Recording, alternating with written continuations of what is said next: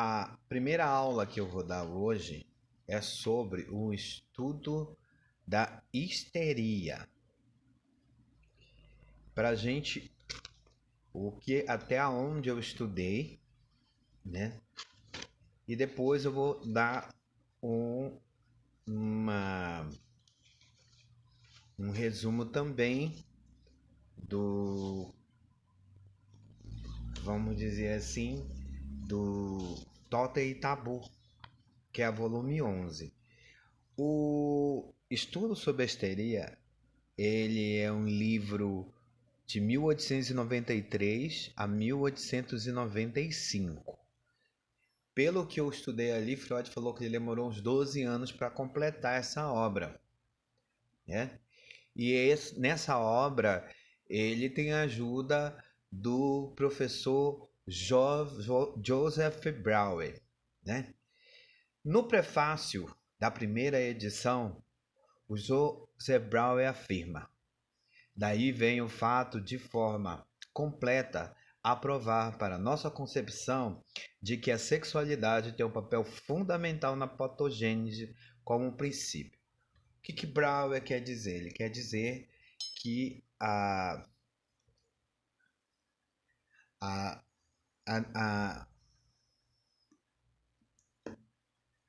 ele quer dizer que a histeria ela surge através de algum problema, né? Algum problema não, né? Ele fala que ela tem um papel fundamental como o princípio, como o início da, daquela neurose, né? Como fonte de traumas psíquicos e como motivo de defesa, ela repreende aquela ideia e manda de volta pro inconsciente e se torna um recalcamento.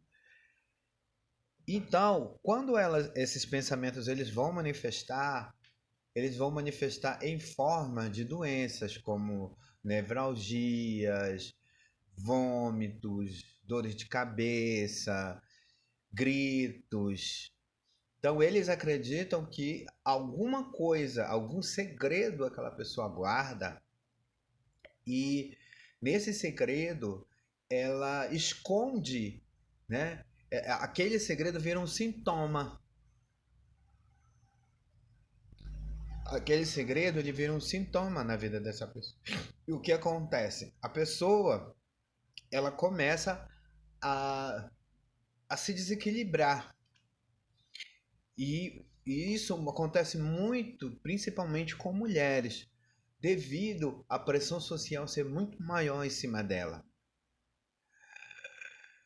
Aqui ele fala que Freud levou 13 anos para concluir esse trabalho.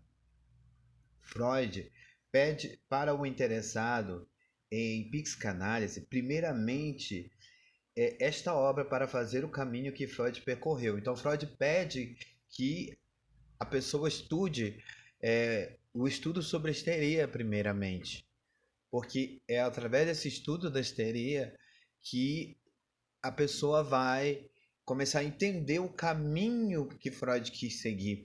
Freud ele não quis desvendar a sexualidade das pessoas, ele quis entender como que esse movimento, como esse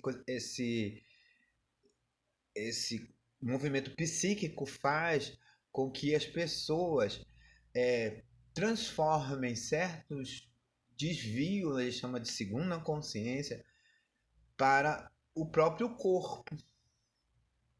Como que ela consegue isso? Então ele vai chamar isso de sofrimento suportado em silêncio. Freud pede para Freud geralmente são acontecimentos da infância que produziram um fenômeno patológico de maior ou menor gravidade por todos os anos subsequentes. Então quer dizer que algum fato na infância da criança que ela viu, que ela ficou chocada, né? Vamos dizer assim. E em alguns trechos, o Freud fala também que pessoas muito vingativas, pessoas muito rancorosas, pessoas que têm muita facilidade com a sensibilidade muito alta. Geralmente essas pessoas elas acabam sofrendo esse tipo de trauma, né? E Freud afirma que cada pessoa tem uma sensibilidade. Então ele acredita em que as pessoas, cada pessoa tem uma sensibilidade.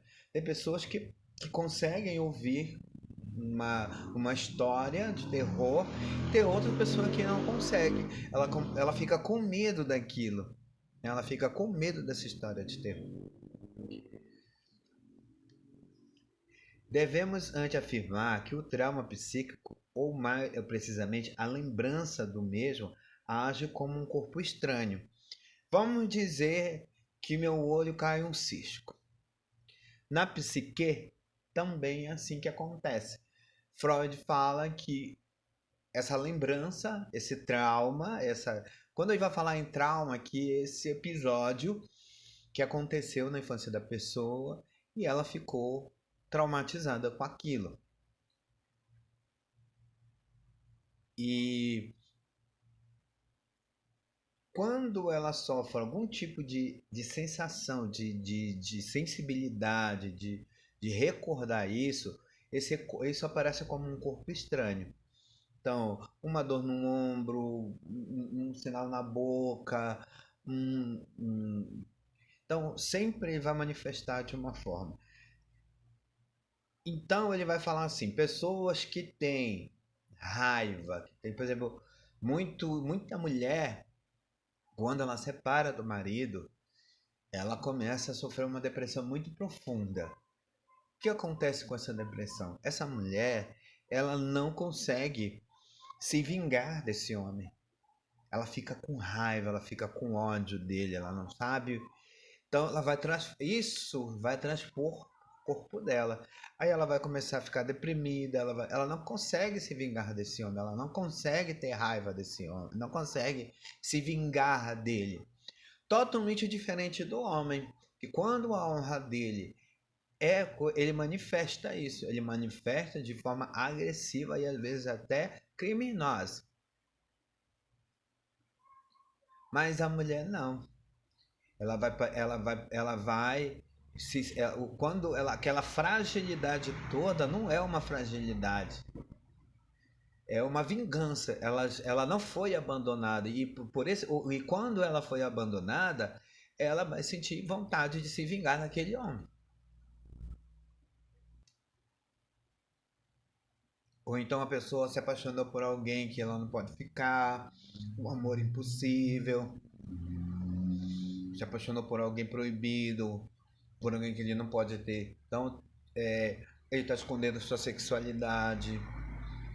Então, vários fatores fazem com que esse segredo ele se transforme em manifestações manifestações motoras, né? Físicas, manifestações físicas. Esse segredo pode causar muita confusão na cabeça da pessoa, depressão. Por exemplo, eu me casei e eu tinha desejos pela pessoa, por atração de uma pessoa do mesmo sexo. Isso é um segredo do meu casamento. Ou então eu estou me relacionando com alguém fora do meu casamento e eu vivo esse segredo. Muitos lidam de uma maneira fácil com isso, outras não.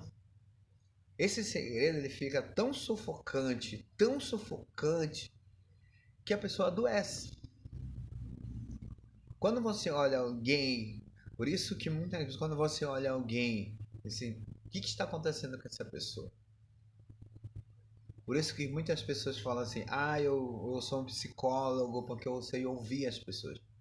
Não, ouvir as pessoas não é isso. Ouvir as pessoas é contar as suas neuroses. O que são as suas neuroses? São os seus segredos.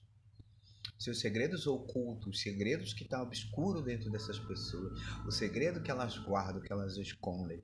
Muitas vezes ela tem desejos por crianças, desejos por pés, e aquele homem deseja crianças. Então, isso aí ele vai contar depois lá nas parafilias, mas agora o que que ele diz? Que tudo que provém dessa sexualidade em que ela não se manifesta, é que ela vai surgir esses problemas psíquicos. E quando eles vão fazer a análise, né, desses pacientes que eles falam, eles vão perceber que esses pacientes eles não correspondem a intervenções médicas. Eles não correspondem a intervenções. Então, o que eles começam a perceber? Que na hipnose, que eles começaram, ele, Brown, Joseph,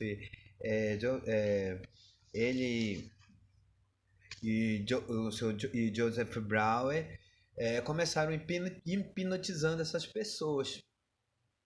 E eles percebiam que quando essas pessoas manifestavam essa outra consciência, que era essa segunda consciência, elas começavam a contar o que realmente acontecia com elas. E geralmente tinha um cunho sexual nisso daí. Então essa manifestação, esse segredo, essa confissão, eles só conseguiam através da hipnose. Mas tinham que nem todo mundo correspondia a isso. Nem todo mundo correspondia à hipnose. Então, eles começaram a perceber que quando as pessoas falavam quando elas contavam para eles, né, confessavam alguma coisa a eles, os sintomas eles iam diminuindo. Então, foi aí que surge a psicanálise. Então, eles dizem que a psicanálise ela vai surgir através dessa confissão desses pacientes. E que eles descobrem que a técnica da hipnose não funcionava para todo mundo, não funcionava para todos os pacientes. O que acontece? Eles começam a perceber que esses pacientes, quando eles vão falar, eles conseguem, o quanto eles liberam através do subconsciente deles, né, dessa segunda consciência, eles vão contando o que realmente acontece. E os sintomas, eles vão ficando cada vez menores. E assim surge a análise.